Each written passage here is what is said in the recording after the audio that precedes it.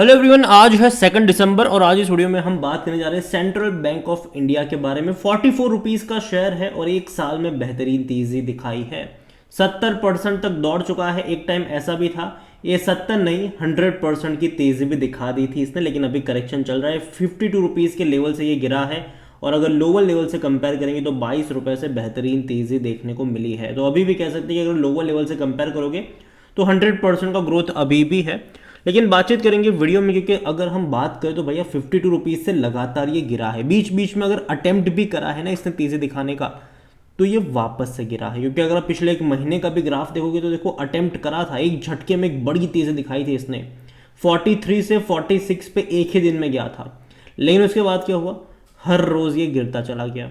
तो ये भी हो रहा है और इसके बारे में भी बात करेंगे कि सपोर्ट कहाँ पर है और रेजिस्टेंस कहाँ पर है। देखिए, वीडियो को शुरू करो उससे पहले अगर आपने अभी तक चैनल को सब्सक्राइब नहीं किया है तो प्लीज़ अभी इसे सब्सक्राइब कर लीजिए, क्योंकि आगे भी बहुत सारे वीडियोस हैं जो आपको काफ़ी ज़्यादा हेल्प करेंगे। तो 44 रुपीज़ का शेयर है सेंट्रल बैंक ऑफ इंडिया का। एक महीने में जहां था वहीं पर आ गया है, लेकिन तेज़ी आई थी, एक दिन की बड़ी रफ्तार आई थी। बाकी के दिनों में लगातार ये गिरकर वहीं पहुंचा जहां से ये शुरू हुआ था। एक साल में ग्रोथ काफ़ी शानदार है। 5 साल की भी बात करें तो 56% का ग्रोथ है। और जो तेज़ी आई है भाई साहब वो अभी आई है। हालांकि इससे पहले भी अगर आप देखोगे तो शेयर जो था कोविड के दौरान 10 रुपए का शेयर था, 3 गुना पैसा बना के दिया। 27-28 पे गया था ये, तो बेहतरीन तेजी थी यहाँ पर। ठीक है, बाद में लंबे समय तक कंसोलिडेट भी किया। 27 रुपए से गिरकर वापस ये 16-17 पर भी आया और लंबा टाइम बिताया, और उसके बाद वापस से एकदम से ऐसा रफ्तार पकड़ा कि 36 पे गया, डबल कर दिया दोबारा पैसा। वापस ये गिरकर आया 22-23 पर, वापस तेजी बनी और भाई साहब वहां से 52 रुपीज़ पे गया ये, तो डबल से भी ज़्यादा पैसा बना कर दिया। और आप देखो यहाँ पर कि जब भी इसने डबल पैसा बना कर दिया है ना, ये लंबे समय तक कंसोलिडेट किया है और अभी भी वही हो रहा है। और अभी जिस तरीके से आरबीआई की भी कमेंट्री आ रही है कि जो रिटेल कंज्यूमर लोन है उसके ऊपर अनसिक्योर्ड कंज्यूमर लोन जो है वो खतरा है। ठीक है, जिसमें क्रेडिट कार्ड भी शामिल आते हैं। ठीक है, तो वो चीज़ें यहाँ पर इनको परेशान करेगी जब वो रिपोर्ट्स आने वाले टाइम में। और देखो, छोटे बैंक्स में ये दिक्कत ज़्यादा होती है। बड़े बैंक तो चलो सर्वाइव कर जाते हैं, कोई दिक्कत नहीं आती क्योंकि उतना बड़ा नहीं होता उनका। लेकिन छोटे बैंक और खास करके सरकारी बैंक्स, ठीक है, सरकारी बैंक्स, क्योंकि देखो सरकारी बैंक्स रिकवरी उस तरीके से नहीं करते जिस तरीके से प्राइवेट बैंक्स करते हैं। ठीक है, तो वो भी है यहाँ पर। और जहाँ तक बात करें वॉल्यूम्स की, तो 1 करोड़ से भी ज़्यादा की क्वांटिटी में शेयर यहाँ पर ट्रेड होते नज़र आ रहे हैं।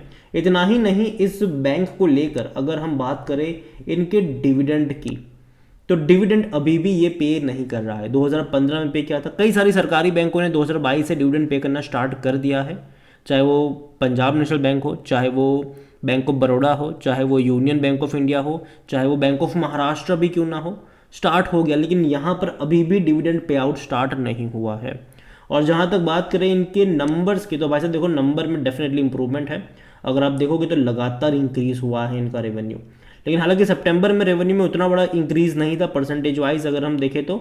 और जहाँ तक बात करें प्रॉफिट्स की, तो प्रॉफिट अच्छे थे, 600 करोड़ के आसपास के प्रॉफिट थे और लगातार बढ़ने वाले ये प्रॉफिट्स हैं। लेकिन अभी देखो जिस तेज़ी से अब तक बढ़े हैं, आगे भी इसी तेज़ी की उम्मीद रहेगी इन बैंकों से।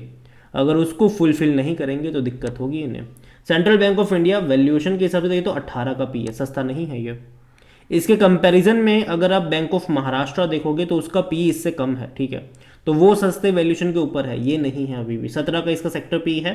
तो पहली चीज़ तो ये कि सेंट्रल बैंक ऑफ इंडिया का जो शेयर है ये सस्ता तो नहीं है, ना ही उतना महंगा मैं कहूँगा, लेकिन जनरली गिरावट यहाँ से एक्सपेक्टेड होनी चाहिए।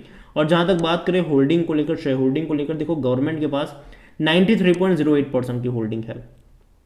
और ये एक एडवांटेज है अभी इसके लिए, क्योंकि रीज़न ये है कि गवर्नमेंट जो है ना वो अभी कोशिश कर रही है उन कंपनियों में अपने स्टेक्स को बेचने को लेकर, मतलब थोड़ा बहुत बेचकर 80, 75, 80 पर लेकर आने की कोशिश करेगी गवर्नमेंट। और हमने हाल फिलहाल में देखा कि बैंक ऑफ महाराष्ट्र में भी गवर्नमेंट ने थोड़ी बहुत बिकवाली करी थी। ठीक है, रेलवे के कुछ शेयर्स में गवर्नमेंट ने बिकवाली करी यहाँ पर। तो ये आगे होगा। गवर्नमेंट जो है जहाँ पर उनकी बहुत ज़्यादा होल्डिंग होती है उसमें थोड़ी बहुत होल्डिंग बेचने की कोशिश करेंगे आने वाले टाइम में भी। और देखो गवर्नमेंट अपनी होल्डिंग तभी बेचेंगे जब उनको अच्छा प्राइस मिल रहा होगा, जब अच्छे प्राइस पे शेयर ट्रेड कर रहा होगा, तभी गवर्नमेंट भाई साहब आएंगे और 8% 7% का अपना स्टेक बेचेंगे यहाँ पर। और यहाँ पर म्यूचुअल फंड्स देखो तो 0.15% है, 2.70% डोमेस्टिक के पास है, 0.16% एफआईआईस लेकर बैठे हैं। रिटेल और अदर के मिलाकर 3.91% की होल्डिंग है, जिनमें से रिटेल इन्वेस्टर 2.62% की होल्डिंग पर है, अदर पार्टीज 1.29। तो यहाँ पर एक बहुत बड़ी होल्डिंग अभी भी गवर्नमेंट के पास है, और शायद यही मुझे लगता है कि इस बैंक को इतना जल्दी कुछ होगा नहीं, शायद किसी के साथ मर्ज वर्ज करा दे तो बात अलग है, लेकिन शायद हो सकता है कि इनका गवर्नमेंट थोड़ा बहुत स्टेक बेचने की कोशिश कर सकते हैं। यहाँ पर देखो 3 पॉसिबिलिटीज़ है, या तो स्टेक बेचने की कोशिश करेंगे, थोड़ी बहुत लेके जाएंगे 75-80 पर, ठीक है, और इसको ऐसे चलाते रहेंगे, इनके नंबर्स में इंप्रूवमेंट आएगा, चलाते रहेंगे। दूसरी पॉसिबिलिटीज़ ये है कि भाई साहब इसको मर्ज कर दिया जाए किसी के साथ, ठीक है, किसी भी सरकारी बैंक के साथ इसको मर्ज कर दिया जाए, तो वो भी हो सकता है। और जो तीसरी जो पॉसिबिलिटीज़ है वो डिसइन्वेस्टमेंट की पॉसिबिलिटीज़ है, गवर्नमेंट इसको सरकारी से प्राइवेट बना दे, जो अभी आईडीबीआई के साथ हो रहा है या होने वाला है, ये कह लो आप यहाँ पर। तो ये पॉसिबिलिटीज़ है यहाँ पर, और तीनों ही सूरतों में अगर मैं देखोगे तो भैया उतनी भी बुरी चीज़ नहीं होने वाली इनके लिए। बस ये है कि डूबने वाला बैंक लगता नहीं, क्योंकि ऑलरेडी काफ़ी बड़ा बन चुका है ये। और मैं यही कहूँगा आपसे कि शेयर होल्डिंग पैटर्न देखा जाए तो उतना ख़राब नहीं है, लेकिन हाँ ये भी होना चाहिए कि भैया गवर्नमेंट अपने स्टेक बेचने में समर्थ होनी चाहिए, क्योंकि अभी हाल फिलहाल में हमने देखा कि किस तरीके से एमएमटीसी में गवर्नमेंट बेचने की कोशिश कर थी, और 2-3 कंपनियां थी, लेकिन खरीदने को कोई तैयार नहीं था, तो जिसके चलते ये हो नहीं पाए, और बाद में खबरें ये भी उड़ने लगी कि शायद कंपनियां बंद ना हो जाए। लेकिन यहाँ पर गवर्नमेंट अगर नहीं बेच पाएंगे स्टेक्स, तो ये हो सकता है कि किसी और सरकारी बैंक के साथ इसको मर्ज कर दे। ये पॉसिबिलिटीज़ हो सकती है आने वाले टाइम में। ओवरऑल देखो कोई उतनी बुरी बात नहीं है, लेकिन अभी देखा जाए तो भाई साहब बहुत बड़ी तेज़ी अब इसने दिखा दी है, और ये ट्रेंड रहा है। 5 साल का ग्राफ देखो, एक बड़ी रफ्तार, जब भी डबल से ज़्यादा पैसा बना है, लंबे समय तक का करेक्शन बना है, और देखो छोटे में छोड़ा नहीं है, ठीक है, ऐसा नहीं कि 8-10% गिरा और बस हो गया, नहीं, ये लंबा गिरता है उसके बाद।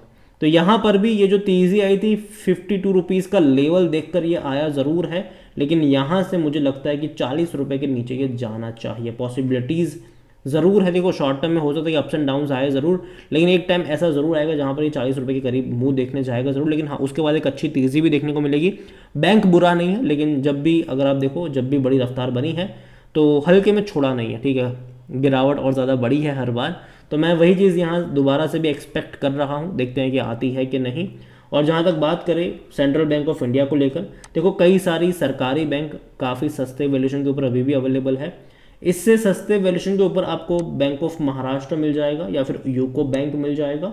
हालांकि बैंक ऑफ महाराष्ट्र में मानता हूँ कि दमखम यहाँ पर और ज़्यादा है, बड़ा है यहाँ पर, लेकिन हाँ इसके लिए भी एक डिटेल वीडियो में बात करेंगे कि सपोर्ट कहाँ पर है और रेजिस्टेंस कहाँ पर। ऐसा नहीं कि आप अभी के अभी जाके खरीदारी करें अलग जगह पर, क्योंकि देखो लेवल भी देखना ज़रूरी होता है कि कौन से लेवल पे शेयर सस्ता है, कौन से लेवल पर शेयर महंगा है।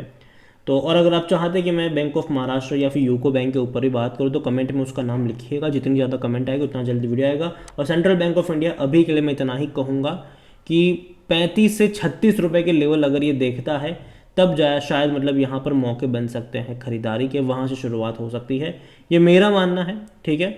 बाकी मर्जी आपकी है। वीडियो को यहीं पे एंड करूँगा। पसंद आया हो तो लाइक करो, शेयर करें, चैनल पर अगर आप पहली बार हैं तो प्लीज़ सब्सक्राइब करें। और सेंट्रल बैंक ऑफ इंडिया के बारे में आप क्या सोचते हैं वो भी आप मुझे कमेंट में लिख के बता सकते हैं। Thank you.